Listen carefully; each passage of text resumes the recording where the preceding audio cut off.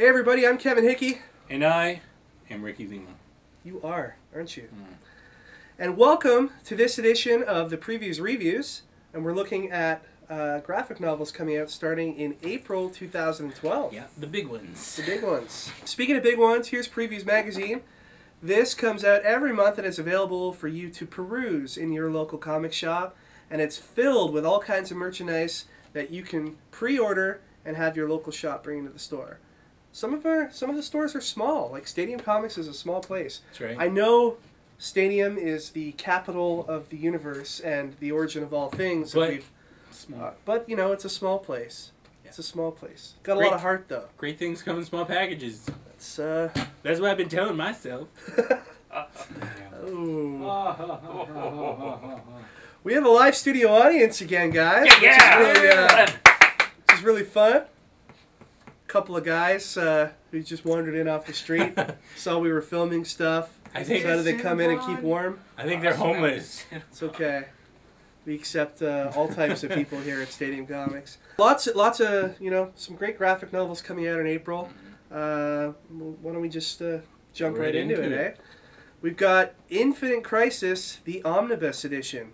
This incredible Omnibus hardcover collects the many titles from the 2005 event that rocked the DC Universe, including Day of Vengeance, numbers 1 to 6, Day of Vengeance Infinite Crisis Special, number 1, Rann-Thanagar War, 1 to 6, Rann-Thanagar War Infinite Crisis Special, number 1, and a bunch of other books that I'm just not going to read out.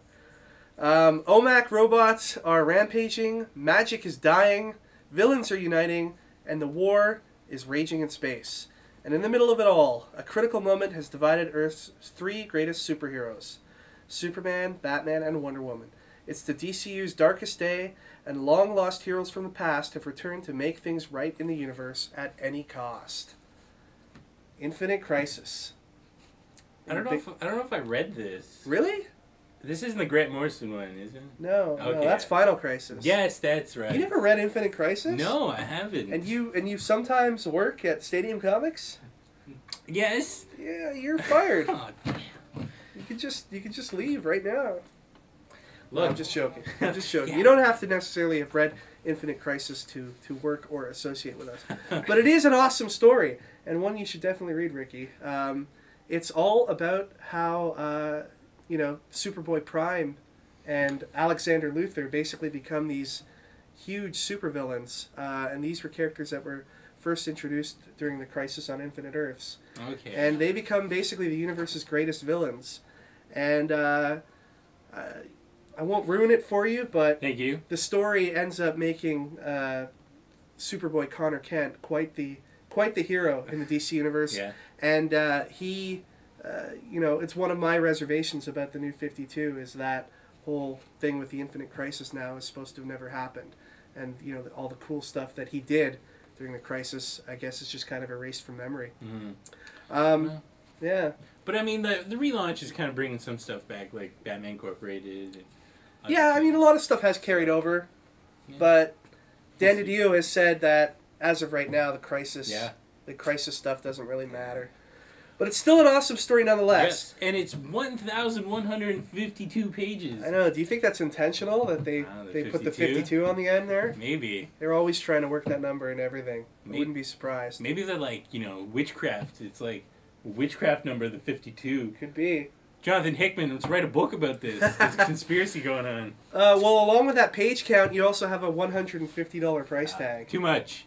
Too much. It is a little much, but if you've ever wanted the whole Infinite Crisis story in one place, this is your opportunity to get it, I guess, and it probably would look pretty good on a bookshelf. Is it going to be, like, super thick? Yeah. That many pages, it'll be super thick. But anyway, that comes out, I think, in May 2012, just at the beginning of May, and it's going to be $150. Now, see, like, this is a perfect example. If you're after a book like this, a lot of stores would be hesitant to just order it on a whim based on the price. But if it's something that you're looking to buy, let your shop know, and they'll make sure that it's there for you on release day. Would our studio audience buy it? Maybe. That's pretty weak. Maybe. Non-committal studio audience. Well, up next we have Richard Stark's Parker, The Score. Fresh from his Eisner Award-winning efforts on The Hunter and The Outfit, Darwyn Cooke now sets his steely sights on The Score, the classic Richard Stark Parker novel from 1964. Parker becomes embroiled in a plot with a dozen partners in crime to pull off what might be the ultimate heist, robbing an entire town. Everything was going fine for a while, and then things got bad. Considered one of the best in the Parker series, The Score is the perfect vehicle for Darwyn Cooke to pull out all the stops and let loose with a book that has all the impact of a brutal kick to the solar plexus. I like how they use the solar plexus there. It reminds me of like old-fashioned wrestling with, Yeah. with Gorilla Monsoon doing commentary. Oh, you hit him in the solar plexus. It's the first time I heard that word. It's like, a 3-year-old kid. Yeah. I know what the solar plexes are. The Parker series. Now, Yeah, this is all you. I have tell no me, idea what's tell going me on. you've at least read one of these books. Nothing. I have no idea what's All going right, on. That's right your next assignment here at Stadium Comics is to read one of these Parker books. Read a book? What? Yeah. Put down your Adventure Time or whatever it is you're hooked on right now. Your Skyrim, whatever, and read a comic, man. They're pretty good. Anyway, Parker series has been incredible so far. There's 2 books that have already come out. One is The Hunter, and the other is The Outfit. And both of them are set like in the in like 1960s era, which Darwyn Cooke his artwork just works really well for stories that are told in that era. And the art inside is just amazing. He does a lot of that like single tone, single color, like watercolor stuff. And it works really well for the story as well. Have you ever seen that Mel Gibson movie? I think it's called Payback. No. No? You haven't seen that either. Anyway, that was based on one of these Parker books. So these are like novels? These are novels that were created by Richard Stark, a.k.a. Donald Westlake was his real name. And it follows a career criminal.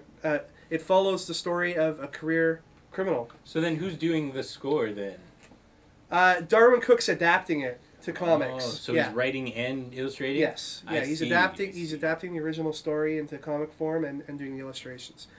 And the character of Parker, he's awesome. He's a career criminal, not a good guy, but you're rooting for him the whole time. Nice. Yeah, it's a really cool crime story. And Darwyn Cooke's Canadian. We have to figure out a way to get him to Stadium Comics for a signing. Mr. Cooke, we want you here. How do we make that happen?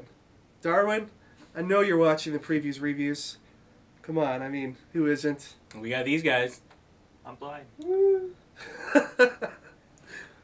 Our studio audience, I think, is falling asleep. But Darwyn Cooke, we want you. Yeah, we want you here at the store, not in the way Ricky's, making out there. But